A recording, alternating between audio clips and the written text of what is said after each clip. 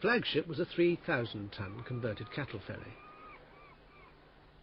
On board, Hubbard had a personal guard called the Commodore's Messengers. They took care of everything for him. They dressed him, they got him ready for bed, they lit his cigarettes, they held his ashtray. And most of the messengers were young girls, 13, 14, 15. They were an extension of his communication. So when somebody saw them on the ship or they came up to them, it was like you were talking to him. On one occasion, Jerry Armstrong, who'd been sent on a shore errand, was visited by one of Hubbard's messengers. This was Terry, who was later to be my wife, and she came to me where I was working, and she said, "The Commodore wants to know, is it true that you went to the U.S. Embassy and applied for 30-some-odd visas?" And I said, "Yes, sir," because that's how you respond to the messenger. And her next message was, "The Commodore says you're a fucking asshole." The attacks on Scientology had pitched Hubbard into one of his periodic depressions. His response was to take it out on his followers on sea and land.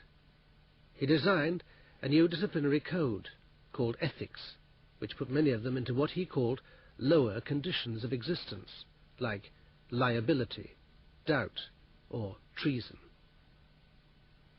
To rise out of these conditions, penances were required.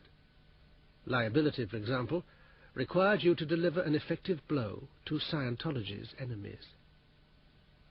Everybody was supposedly in these lower conditions, which was quite astonishing because everybody really loved Ron and wanted to contribute to having whatever his dreams might be come true.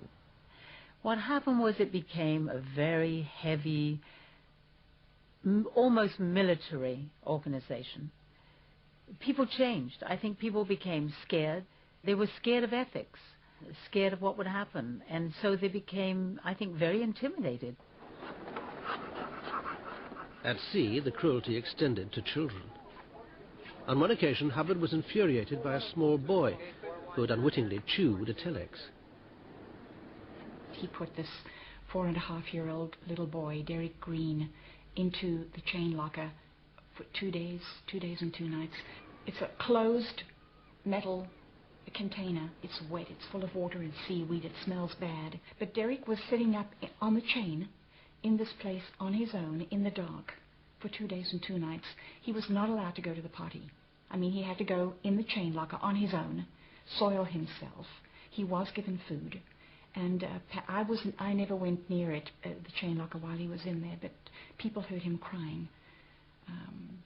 That is sheer, total brutality. That's child abuse. People were in awe of him, and people were frightened of him. He was the boss. He was the dictator. He could order anyone to do anything on board. He was ruthless. He could be, at times, charming, but he could also be very belligerent, and he could also be very uncaring and cruel.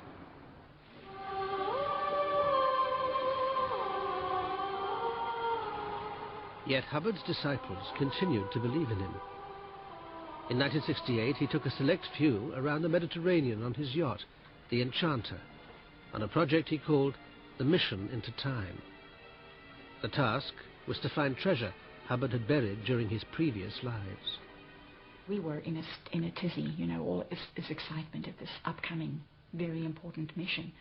And I was amongst one of the chosen, and we sailed off with our metal detectors and went to a variety of locations and did find some metal at the basement of what he claimed used to be a temple, in which he had liaisons with some priestess during his trips to Sardinia.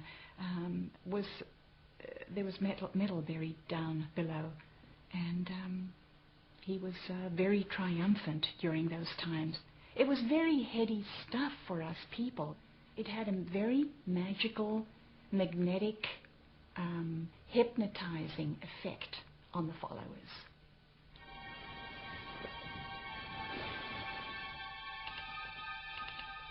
Hubbard was also engaged on a further great expansion of Scientology.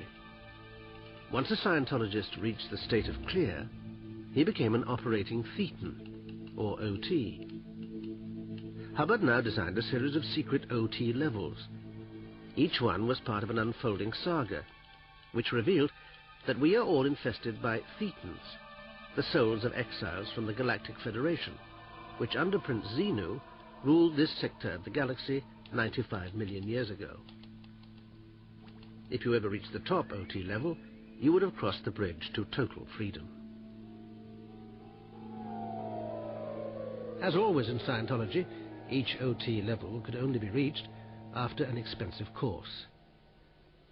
Did Hubbard believe it, or was he having his followers on? He probably always knew he was running a con. You know, he must have known that much of the stuff he was talking about was sort of rubbish. But I think after a while, when he found there were thousands of people and the adulation around the planet for this man, I think that started to take him over. I think he began to believe that he was, if not God, then very close to God. Hubbard's new cosmology was accompanied by new forms of punishment on board ship. Crew members who displeased him were liable to be thrown overboard before being retrieved from the harbour below. If they reoffended, they were tied up and blindfolded first. I saw one woman, Julia Lewis Salmon, from the United States, thrown overboard. This woman must have been in her 50s. She had her hands and I think her feet tied, maybe only her hands tied and a blindfold. But she went over. She was so panicked at the thought of being thrown over this way. She was standing on the edge of the deck, panicked, beside herself, shouting. And I was standing on the A deck with Hubbard and his other aides watching this going on. And Julia didn't jump over. She had to be pushed over because she was incapable. She was in such a fit. He saw everyone suspiciously and assumed everyone was intentionally attacking him. Governments were attacking him, and then everyone around who made a mistake, they also were attacking him. And the only thing he could do would be to attack back. In 1973, a French court started proceedings against Hubbard for fraud. He had left his ship, which was berthed in Morocco, and went to live in hiding in New York, where he was looked after by Jim Kelsey. To turn the tables on his enemies, he devised a bizarre plan called Snow White. Its stated aim was to correct false reports about Scientology. It led to Scientology members infiltrating government departments. Hubbard even issued a reading list for learning the black arts of espionage. He believed that there was an international cabal that was in control of the attack on him around the world, as well as the attacks on various countries. And so Snow White was written to find this cabal, find all the connections between all these enemy groups, to expose them, to destroy them. It was done through infiltration. In some cases, it was done through burglary. It was just pure military intelligence.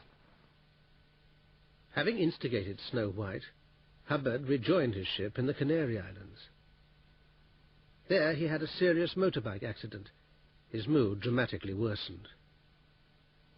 This was his period, which I call the pouting, the crying, the mad period, where he would cry and throw things against the wall, the bulkheads, and pout and scream. But right toward the tail end of that, he created the RPF, the Rehabilitation Project Force. The RPF was yet another correctional regime. Its orders were fearsome. As ship's captain, it was Hannah Eltringham's job to implement them. I was absolutely horrified when I read them, because they talked about the creation of this pretty much like a slave labor camp. Those weren't the words used, but that was the impression given, where the unwanteds, those found wanting, seriously wanting, were sent, and they were to be kept in this with no rights, no freedoms, no privileges of any kind.